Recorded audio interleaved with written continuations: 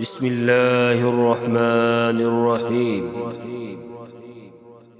ألهاكم التكاثر حتى زرتم المقابر، كلا سوف تعلمون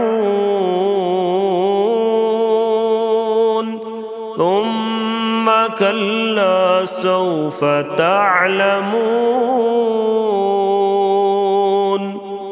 كلا لو تعلمون علم اليقين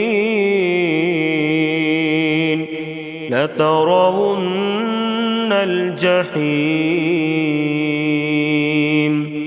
ثم لترونها عين اليقين